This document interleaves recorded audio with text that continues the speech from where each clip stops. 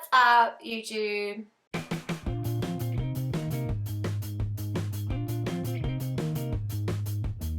One of the most exciting things about going to camp means you get to travel to America for 30 whole days.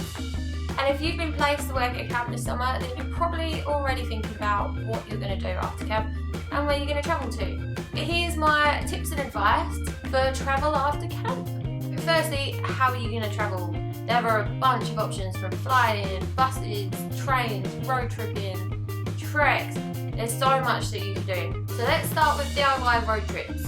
My first summer, we did a road trip just off our own back, rented a car between 4 of us, and we went from California all the way to Miami, so all the way across from west to east. I had to do never eat shredded wheat in my head then. Road trips are one of my favourite ways to travel because you get to see stuff that you just wouldn't usually see. Like when we were travelling to Florida, we had a huge journey from our stopover wherever we were to get into Florida, and we ended up just stopping in this tiny little beachside town, and it was probably one of my favourite places in America. It was so cool. Plus you end up stopping in random places and talking to people. Like we were in Louisiana somewhere on the side of a motorway, and we stopped off I think at Burger King, and the ladies behind the counter were like, "What y'all doing? Where are y'all from? Why would you come all the way down here?" But they were super excited to meet British people. I clearly can't do the accent. That was terrible. I'm sorry, that's not even remotely a Louisianan accent. Sorry. So I think we probably spent about £250 each on a car to rent it for it was just under 30 days, so I think it was like 20 days. And we all put in, I think, 100 quid for the kitty for gas. I don't think we even used that much gas. I think there was a bit left over. Saved it for some cheeky drinks. So it probably cost us like £350 roughly for the car itself. The only thing about road tripping is obviously that you're going to have to drive a lot, so you're going to be a bit tired. There was only 2 of us that could drive the car, so we took it in turns. I can't sleep in cars, sorry, I was knackered. But like I said, it's so cool because you get to just see random stuff. You can stop when you want to stop. You can stay places longer if you want to, and it's just really good fun just being in a car with your mates. We didn't really have that much of a plan, which I kind of like. I kind of like just going with the flow and just seeing what happens. We did obviously pick out places that we wanted to see along the way, and then we got a rough route and just kind of booked places. We'd literally pull over at Macca's, use the Wi-Fi and book somewhere for that night. We didn't really book in advance, apart from Vegas. Everywhere else was pretty spontaneous. We just kind of rocked up and hoped for the best, really. We stayed in motels mostly. Some of them were pretty questionable. We stayed in a pretty dodgy one in Texas near San Antonio. We definitely pushed something up against the door that night. But generally the motels are pretty alright, just standard kind of cheap hotels really. Buses like the Greyhound are super cheap.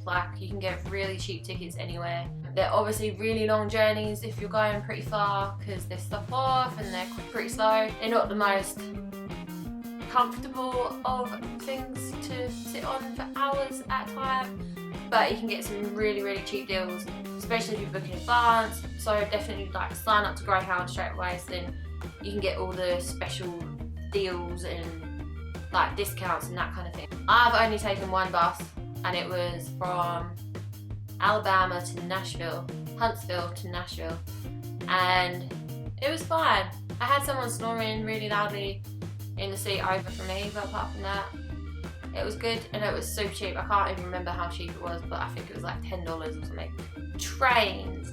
So I've only got one train in America in my life, and that's the Cal train, which is just a whole other level of train. It's got 2 floors. So I don't really have a lot of advice for trains because I haven't really done it, but I was reading a blog the other day that's about this guy who did it just all by train. It was $213 to get across the whole of America, so pretty cheap. And some of his pictures look amazing. They had big glass sides to the train so you could see out. It was just beautiful mountains and coast. It looked pretty good. Flying around America is actually pretty cheap too. My second summer, We did a bit of a road trip because one of our friends had a car, but we flew a lot of the places. And flights are pretty cheap. Like, I was looking at flights the other day from New York to Cali because I'm going to New York after camp, and I think they were like $80 to $120, so they're pretty good. Obviously flying's a lot nicer because you get there super quick. I definitely sign up to Southwest Airlines and United, even after all their PRs are booked at the moment with dragging someone off the plane, but sign up to them so you can get email alerts, because then you'll get all the cheap deals for like cheap flights or discount flights or whatever. The other thing you can do is a Camp America trek. I'm actually going to do a trek this summer for the first time. I haven't done one before. They're obviously quite good if you're not very good at organising things or you like things to be planned.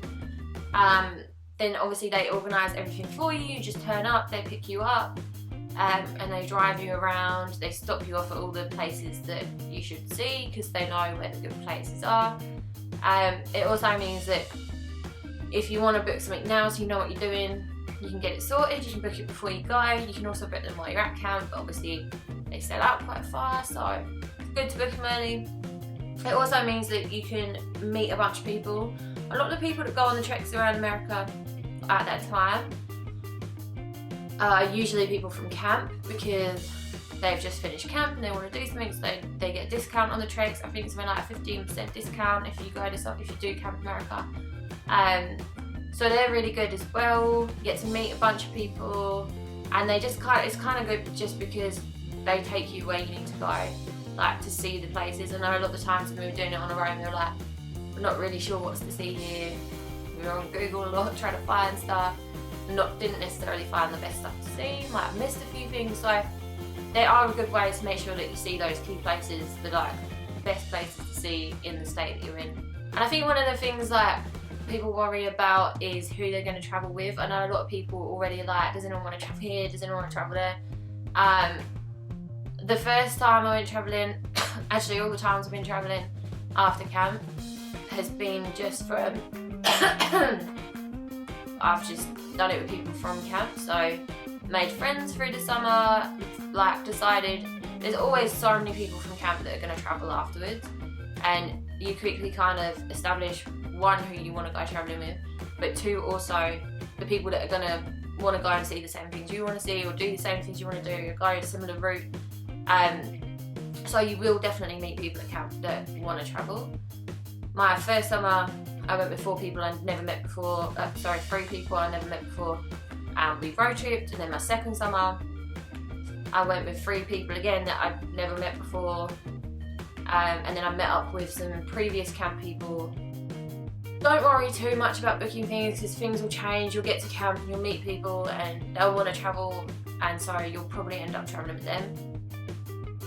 But obviously if you book a trek, then you can kind of try and find people on the same trek as you as well, so you can kind of get to know them before you get on your trek.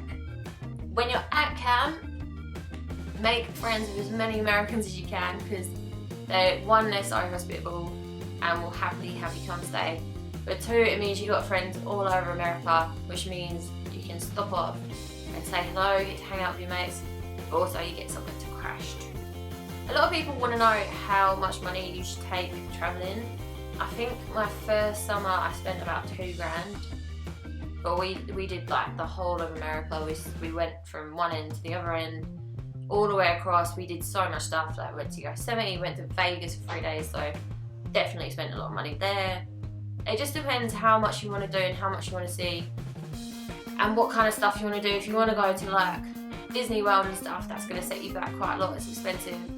So it just depends how thrifty you are with money. If you can budget and not spend money on like food and loads of attractions and stuff, then you'll be fine. I would just say take as much money as you can, because the more money you take, the more you can do. One thing that really helped when we were travelling was we downloaded the Expedia app, because we were booking so many motels, so many different things. Like, we kept getting points, which meant we kept getting discounts. We got like a Hilton hotel in New Orleans for like $10 each, which is really good. So definitely sign up to Expedia. There's also like Hotwire, Booking.com, so sign up to them. Another thing that people were asking about was DIY flights and fixed flights. So your fixed flight basically means you have to fly from New York on a specific date that you've chosen. back, which obviously if you're travelling is quite difficult because you don't know when you're going to want to fly back or where you're going to be, so you might not want to have to fly to New York. The DIY one, you have to pay a little bit more. You can select different airports, so once you've decided that you're going to do a DIY flight, it means that you can choose a different airport. You don't have to choose your date before you leave the country, you can choose it later on. Obviously the airports that are there, you still, if you don't have travel plans, you aren't going to know where you want to fly home from. New York's obviously a really easy place to get to. Most airports fly there, so if you don't really know, you might as well just fly back from New York and just get a cheap flight to New York from wherever you end up. Obviously if you know that you're going to go to the other side of the country from New York, so if you're going to end up in California, it's better to choose a flight that can get you home from California. Depending on where you fly from with your DIY flight, it all costs different amounts depending on which airport you fly from. So once you've got those, it will come up with a list of the selected airports you can choose. It will have the additional fee on the different airports, so you can see easily like how much it will cost you to fly from which airport. So that's pretty much it about travel after camp. Like, it's one of, hands down, the best travel experiences I've had. It was absolutely amazing both times that I did it. If there's anything I haven't covered, feel free to just drop me a little comment down below and I will try and answer them for you. There should also be some videos popping up in a minute, if not now, of some travelling that I did in America if you wanted to kind of see what it was like. So I'll do one from my first year and one from my second year. But yeah, if you have any questions, feel free to drop me a comment. Hope it's been useful for you and I will see you soon. Peace.